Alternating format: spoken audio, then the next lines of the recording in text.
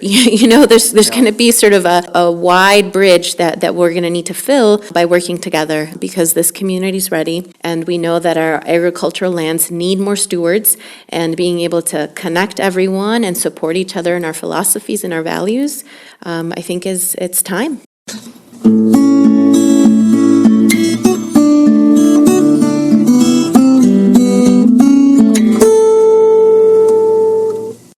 Welcome to the 340th installment of Ear to the Ground, the Land Stewardship Project's podcast on family farming, regenerative agriculture, community food systems, and local democracy. I'm Brian DeVore, editor of the Land Stewardship Letter.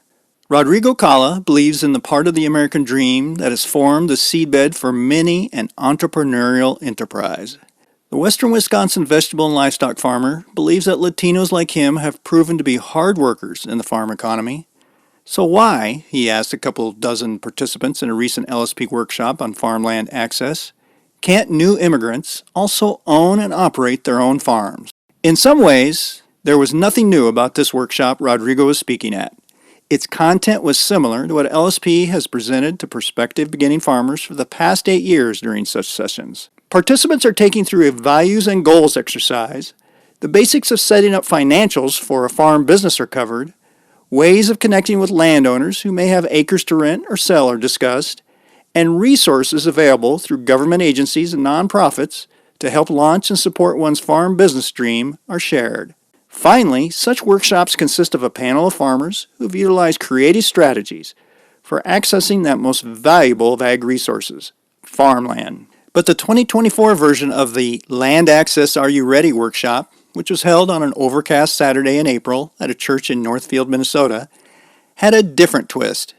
It was presented in Spanish. Spanish-speaking people have long been part of the agricultural economy, serving as seasonal produce harvesters, employees of livestock operations, or workers in food processing facilities. But according to the latest U.S. Census of Agriculture, only 754 Minnesota farmers identify themselves as Latino or Hispanic. Over 114,000 identify as white. The past few years, LSP's Farm Beginnings course has seen an uptick in enrollment on the part of Latinos and other people of color.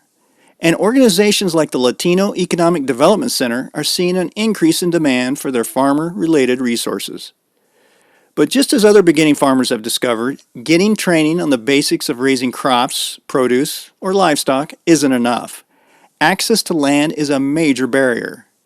That's why LSP has been holding land access workshops and otherwise attempting to connect landowners and prospective farmers. At this particular workshop, which was made up of an even mix of men and women of varying ages, some were in their 20s while others were well into their 60s, the excitement around farming was palpable. One of the reasons the 2024 version of Land Access Are You Ready had a new linguistic twist is because of Alondra Cano, a Farm Beginnings graduate who, after taking the same workshop in 2023, told LSP organizers Karen Stetler and Robin Moore, "This workshop needs to be offered in Spanish." Alondra has since bought a farm in western Wisconsin's Polk County, where she's launching an enterprise to raise heirloom corn based on traditional varieties that originated in her homeland in Mexico. Alondra's family moved to Minnesota when she was 10, and she grew up in a small rural town where, among other things, she earned money detasseling corn. She later served on the Minneapolis City Council and during the past few years has pursued her dream of using regenerative farming practices to help immigrants reconnect with their culture via food. She's hoping that her Hungry Turtle Farm can serve as that link by not only growing heirloom varieties but milling them as well. In preparation for the 2024 Land Access Are You Ready workshop, Alondra spent several months interviewing Latinos who are interested in farming. She asked them what challenges they face when it comes to becoming agricultural entrepreneurs, what resources would help give them a leg up, and how LSP's Spanish language workshop should be structured. I attended the April workshop, and it was clear the conversations Alondra had with farmers and prospective farmers had paid off. There were lots of energized discussions, and the participants were excited about taking the next steps needed to pursue their farming dreams. Later, when I interviewed Alondra for this podcast, she shared how the conversation she had unearthed some important insights related to what's needed to give this new generation of emerging agrarians a fair chance at not just getting started, but thriving. It's not just about translating a workshop or USDA fact sheet into Spanish. It's going to take a community effort that provides the material and moral support needed to be a successful farmer. And such support efforts will be well worth it, she says, given the benefits emerging farmers can provide the land, communities, and our local food system. So you mentioned the land access workshop. That's something we've been doing for several years, I think about 8 years or so. It's called Farmland Access, Are You Ready? And it's just a workshop to help get folks who maybe take that next step as far as how to find land, what are some of the programs that are available, that kind of thing. So I first met you in 2023 at one of the workshops that we had, the Farmland Access workshops, and you said at the end of that, this needs to be in Spanish. So lo and behold, a year later, we had one in Spanish, and I thought it went really well. I'd be interested in your perspective, but you facilitated that. One of the things that you have been doing in the interim is you've been having conversations with Latino farmers about some of the challenges they face, some of kind of what they're interested in, what kind of farming they're interested in, that kind of thing. Yeah, I was just wondering if you could talk a little bit about what you've been learning from some of those conversations and what people are thinking as far as the challenge. It's a little bit the same with that we've seen with our Farm Beginnings program over the years. Is there's all these challenges in agriculture, but boy, there's a lot of opportunity, and I'm wondering if that's some of the things that you're learning as well through some of these conversations. I do recall, meeting you there at the Land Access Workshop, and at the end of it, we do an evaluation, and, part of the evaluation was, what could we do differently, or what are some of your other thoughts? And sure enough, I proposed hosting a similar workshop in Spanish for other agricultural leaders like myself who are connected to, this cultural foods component and want opportunities to go into the agricultural field, but may not always have all the tools, knowledge, and resources to do so. So thankfully, Karen Stetler, who's an amazing leader here at LSP, a very brilliant, kind, generous spirit, said, yes, we should do that, and let's work on that, and let's talk about it, and let's plan for it, and let's raise some resources to make it happen. So we began working together on those plans, and it took what felt about, a year. It was probably from start to finish, it's probably been about a year now. And the project first started by engaging and interviewing Spanish-speaking agricultural affiliated folks to see what are their experiences, what are they feeling, what are they thinking, and would they find a workshop like this helpful. What's been illuminating about that is to learn that out of the 15 people or so, all these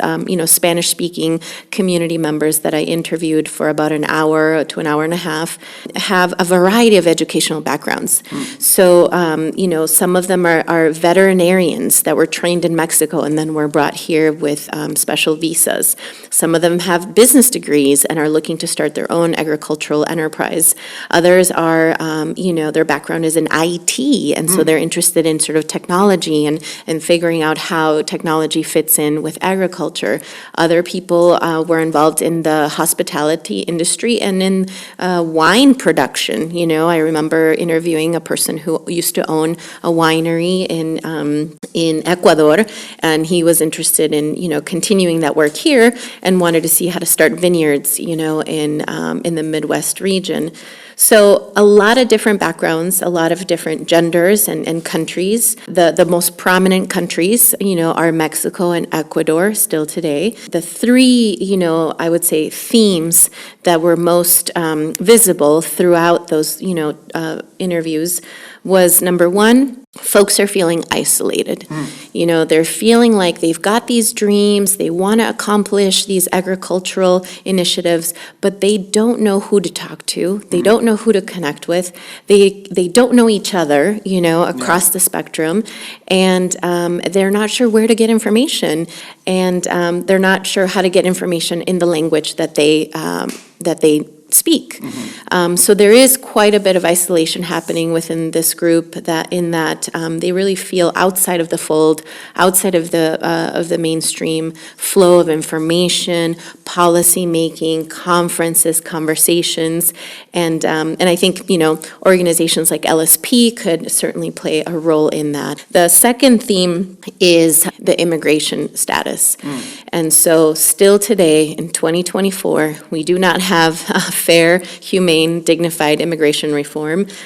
Many people are still facing issues that relate to lack of access to a driver's license, lack of access to, work authorization or immigration status that will allow them to feel stable, welcomed, and secure here. And so while some people do come with a visa because they're, trained educationally in Mexico or other places, other folks are coming here out of, deep necessity and sacrifice and desire to survive.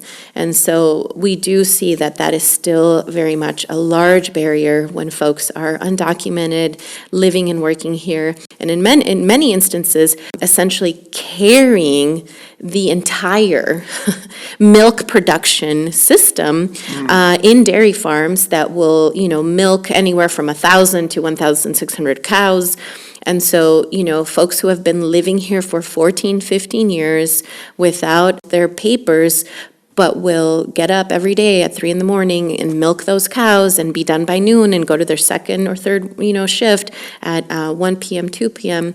Those are the folks that are still feeling that pressure. And I hope that the agricultural industry also feels that pressure and is mobilizing to change it, because it is really an unfair, unjust situation for many of our Latino families and agricultural leaders. Well, one of the speakers on the panel for the workshop was Rodrigo Cala, and he made a super good point. He said, hey, we have a reputation of being really hard workers.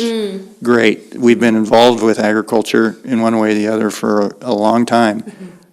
We have to start seeing, why should we assume we can't be entrepreneurs? That's great that we've been involved in agriculture, but we haven't been involved in it as owners of the farms, business, managers of the farms. It's been in that more worker role. So I thought that was a really good message to get across.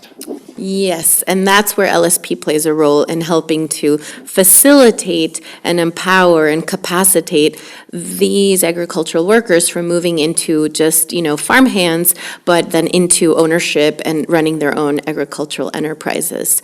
So in addition to isolation and challenges with the lack of fair federal immigration reform, we have the language access issue. So many of them express the fact that they feel they would be doing better if they only were able to speak English. And so this relates to, what are the services and supports available for our agricultural community members to access English learning classes, to be connected to people who are willing to teach them and support them in that way, and maybe do a little bit of a language exchange. I teach you English, you teach me Spanish, vice versa. So that was a big piece, is that you have some really amazing people, high caliber, ready to go, ready to purchase their own land, but still feel really face lack of confidence in the language component. So those three are the biggest buckets. And then, of course, leading with the fact that, yes, this community is very diverse in terms of their educational attainment, their personal experiences, the contributions they can bring into this field.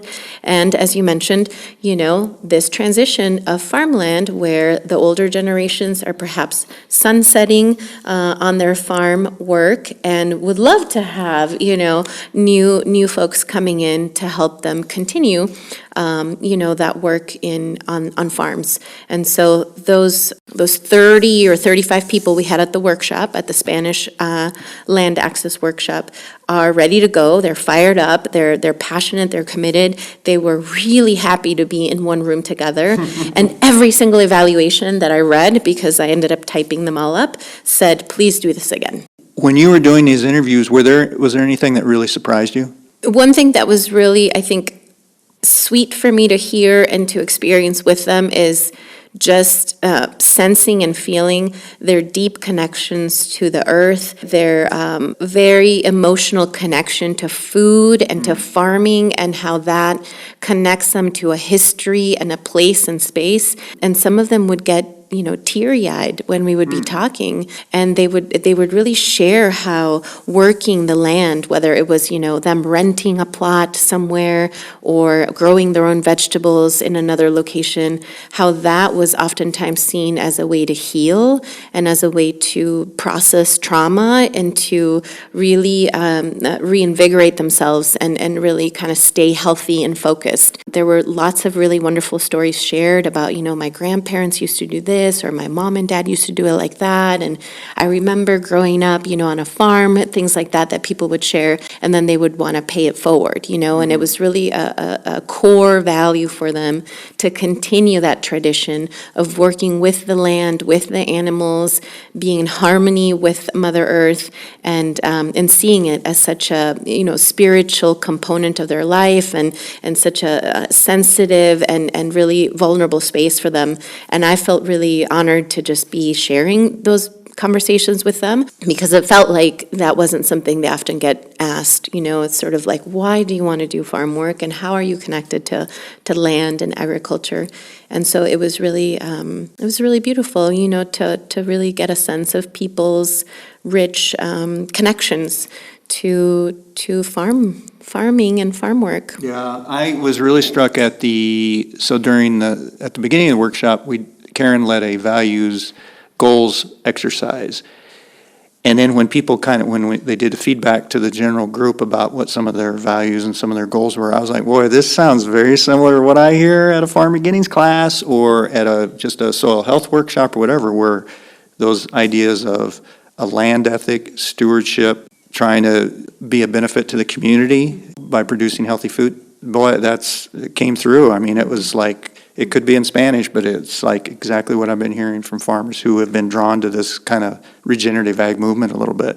Yeah, it's a really heartfelt connection. It's really sincere, and it's very humble. A lot of the folks who we spoke with during the interview process are looking to wake up with the sun and the rain and go to bed with the moon and the stars, and want to be close to, their cows or the sheep, or like raise, pounds and pounds of vegetables, grow them and harvest them and bring and share them with community. That was also very, very sweet to hear, is that a lot of them would say, well, look, I've been doing this stuff for many years and I don't know what to do with my vegetables, so I just share them with the local, community members. And, there's this kind of notion of community building that happens through agriculture that I think is really palpable and really special.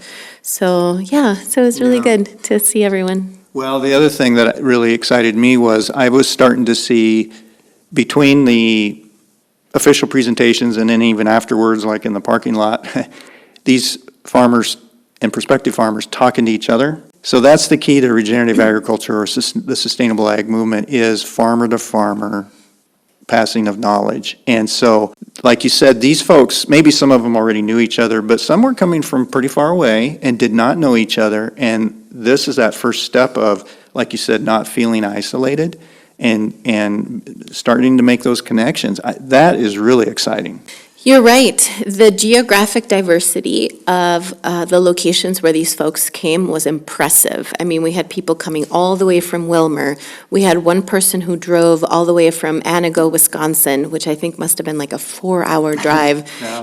And we've had people, of course, from St. Paul and from, I think, Albert Lee, and we had, of course, folks from Northfield, because that's where we did the workshop, but a wide variety of locations and also ages. I don't know if you remember, Yeah. we had lots of families, lots of young children, but also people in their 20s. And then we've had elders, coming that I hadn't seen in years, and they were coming, to be a part of the workshop. And so that was really also just very, inspiring and exciting to see such wide range of cities represented, ages, experiences, interests. I think one person, had shared their story of quote unquote failure and had talked about how, he went into farming and he did X, Y, and Z, and then he had to sort of close down all of the operations and consider restarting, and just being able to kind of hold that experience together and say, hey, that wasn't failure. That was actually a huge learning opportunity, and we're so glad you're here, and we're so glad we can keep going and moving forward. And indeed, months later, we're still all talking to each other. We text each other. We're visiting each other's farms. We're building a network. We're, brainstorming ideas. We're like connecting resources. And so this is a fertile space, I think, for LSP to continue to do work, whether it's convening or advocating with and for, this group of Spanish-speaking farmers and would-be farmers. And also just helping to navigate, like I said, that language access component and serving as a bridge between these community members and the FSA or the Minnesota Department of Agriculture or Compeer. There's going to be sort of a wide bridge that we're going to need to fill by working together because this community's ready, and we know that our agricultural lands need more stewards, and being able to connect everyone and support each other in our philosophies and our values, I think it's time. A few years ago, I did a podcast interview with she was a young graduate student who had done some research in central Minnesota on Spanish-speaking farmers who were looking for information. And what she kind of discovered was it's not enough for the local FSA office or NRCS office to just provide fact sheets in Spanish. That it takes creating a welcoming atmosphere and kind of acknowledging some cultural differences as far as passing of information. Is that something that you've run into a little bit? That it's not just a matter of, okay, well, we'll have a fact sheet, the same fact sheet, but it'll be in Spanish, and here you go, kind of thing. Absolutely. I try to help people view this as, imagine that you have a student going to college for the first time, first generation college student. You're going to need that advisor, you're going to need that mentor, you're going to need that coach, you're going to need that family support to all make it happen. And so in similar ways, you might present somebody with like the fact sheet that's in Spanish from the FSA, but they might not know what the FSA is. They might not know a lot of the terminologies. They might feel like this is overwhelming and they can't do it on their own. And so I do feel like we need to be really personalizing, personalized approach, having that one-on-one relationship and connection, having those in-person experiences where you are touring a farm, you are seeing how the chickens are raised, you are seeing how the hazelnut trees were planted. All of those pieces inform and empower somebody to take the next steps, because then they can visualize themselves doing a very specific, pragmatic, relevant thing, and then might be able to connect it better to that piece of paper. So we do need a lot of the, navigators. For example, Aaron Bleeth from LEDC, he's one of the navigators. We've got organizations like Marble Seed who, have those organic specialist mentors who can help farmers or would-be farmers to transition into organic or remain organic. All of those pieces, we've got to have somebody or a few people orchestrating the connection to the emerging farmers to make sure that we support them in what could be a 3-year journey from where they are today and where they want to be in the future. You're right, it's got to go above and beyond a fact sheet. It really needs to be boots on the ground, real people with real connections and relationships, and then connecting them to those resources and that information and those people and those networks and those ideas and those opportunities in real time, in a relevant way, in an authentic way, in a way that feels like, hey, I care about you, I care about your journey, I'm going to get to know your family, and in 2 years we're going to have you be somewhere where you want to be. Right? Like where your goals are, where you're setting your sights, and helping you through those moments of quote unquote failure, So when somebody does need to like downsize their herd, or somebody just survived a drought, and the vegetable production isn't as high as they thought, we're still going to be there with you, and we're going to make sure you make it through, and we're going to figure out what the silver lining here is and continue to advance, because it is pretty tough. Farming is pretty tough, pretty unpredictable, but very rewarding, fulfilling work. And so being able to be supportive of those folks in the high times and in the low times. Yeah, and a little bit of just moral support, just cheering them on, saying, hey, I've been there too, and, you can make it through it, kind of thing. Yep, celebrating when celebrating is due, and holding somebody's hand if they need to cry a little bit, that's okay too. It's all part of the wonderful project of farming, and.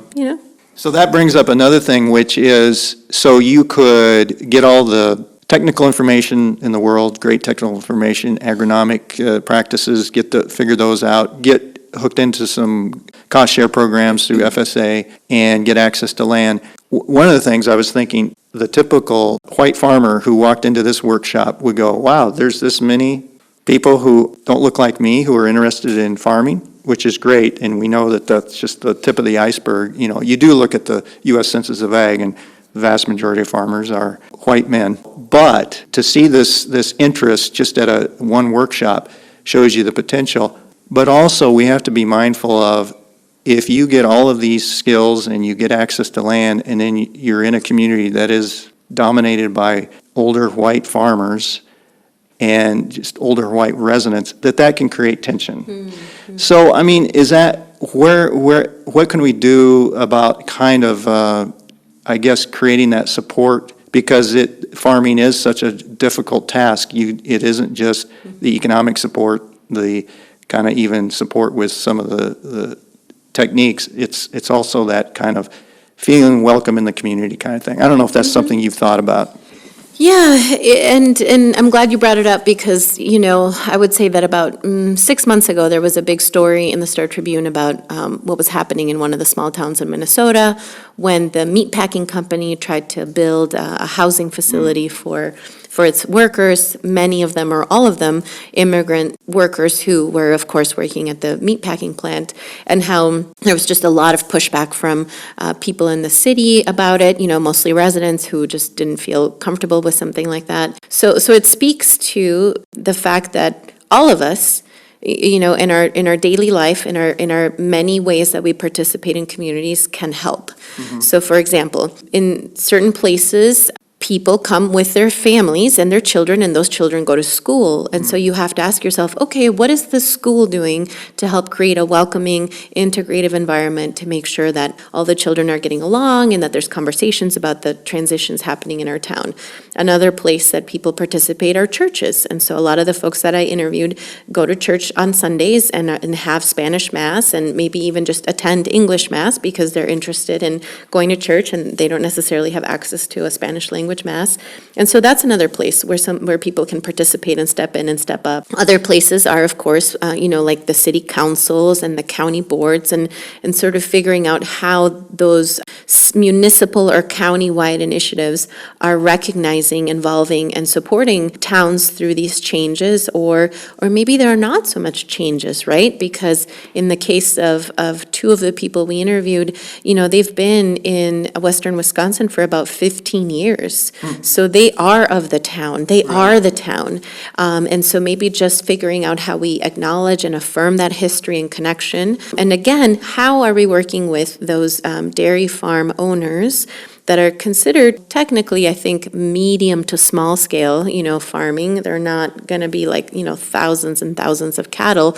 They're still in the, 100 range, or, maybe they'll get up to the 1,000 cattle range. How are those folks being engaged in a conversation about supporting the families that come work for them? What are the changes they need and the support they need from the federal government and other entities to be better employers, to be able to provide more, to be able to support more?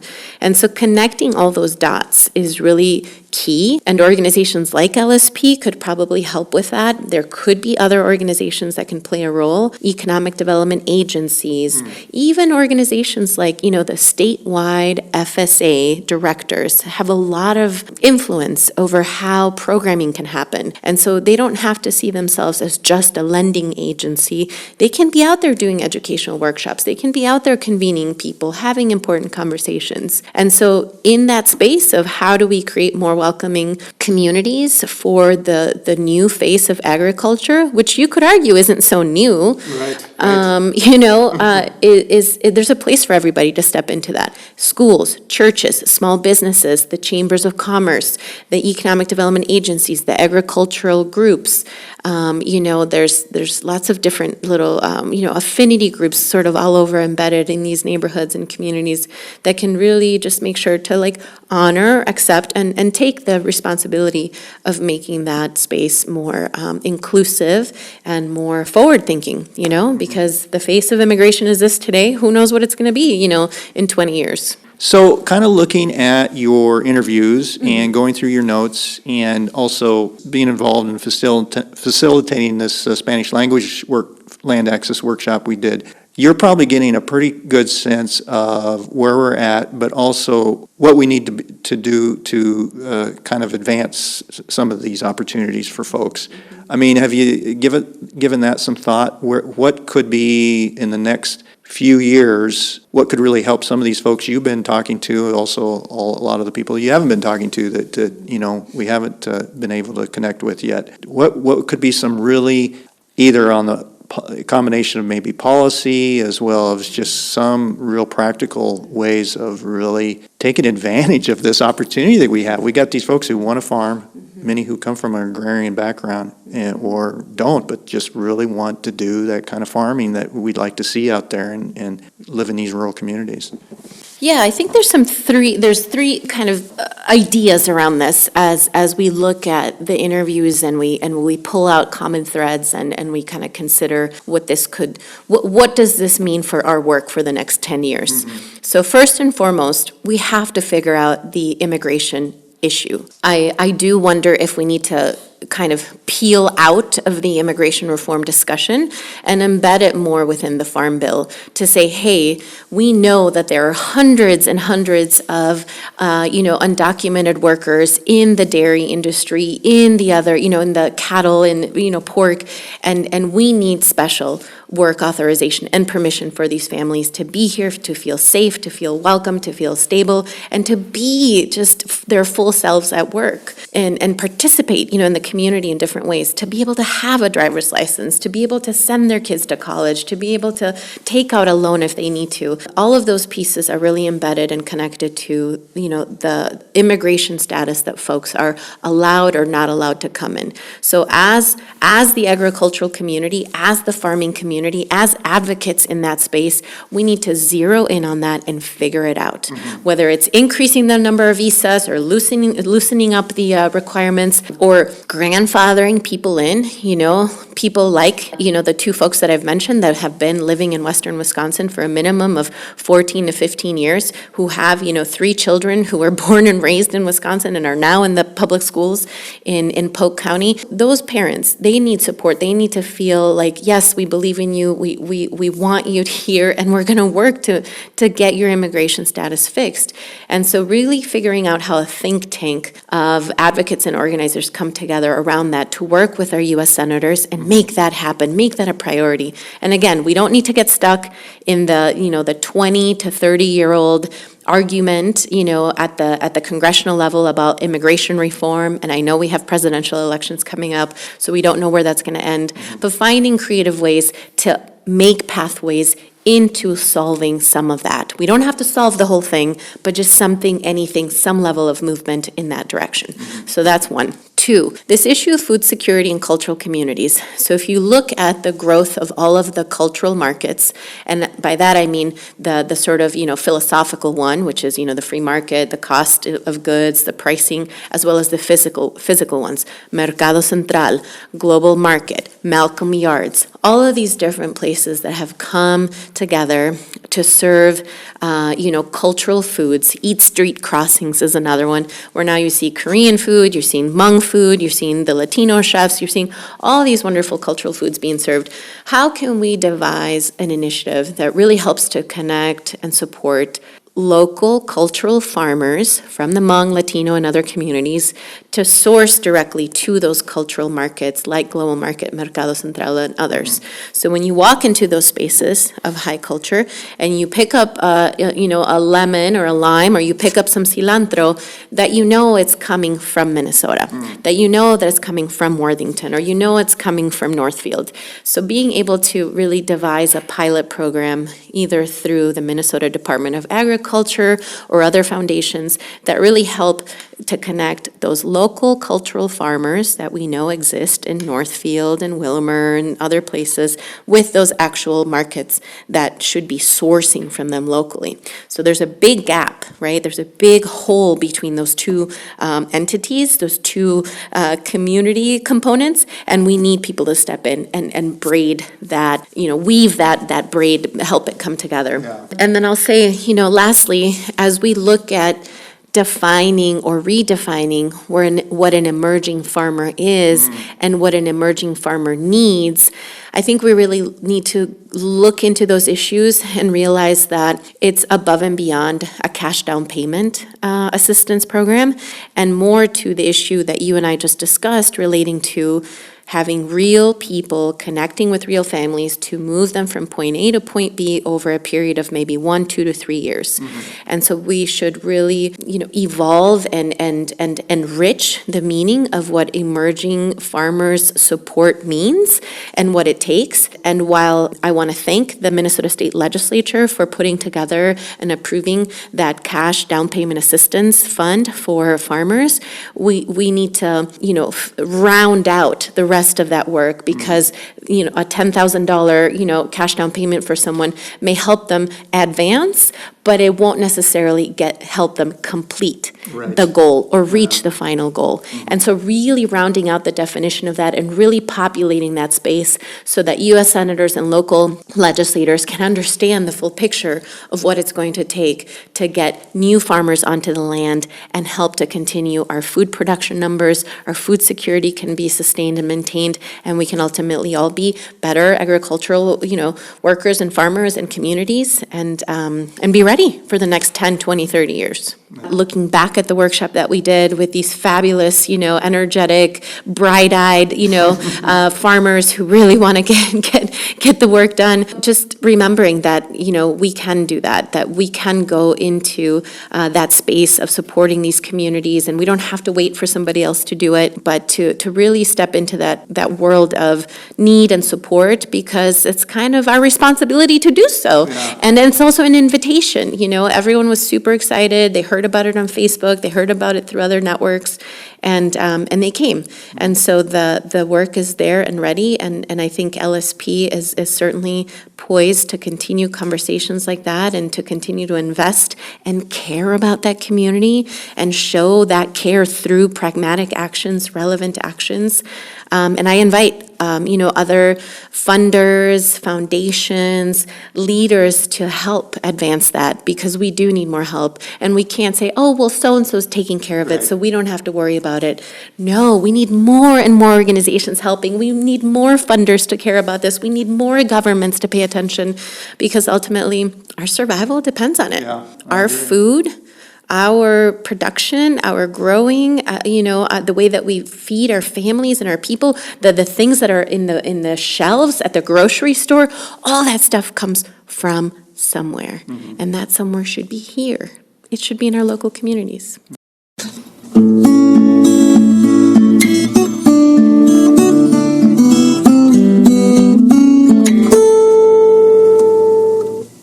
For resources on starting a farming enterprise and getting access to land, see the podcast page for Ear to the Ground episode 340 at landstewardshipproject.org. If you have comments or suggestions about this podcast, contact Brian DeVore at bdevore@landstewardshipproject.org, or you can call 612-816-9342. By the way, it helps us greatly if you can give Ear to the Ground a rating on whatever podcast platform you utilize. And word of mouth is the best way to spread the news about our podcast. If you like what you hear, tell at least one person about LSP's Ear to the Ground. Thanks to Laura Borgendale, a Western Minnesota musician, for Ear to the Ground's theme music. And a special thank you to all of Land Stewardship Project's members who make initiatives such as this podcast possible. If you're not a member, visit landstewardshipproject.org to learn how you can support LSP. Thanks for listening.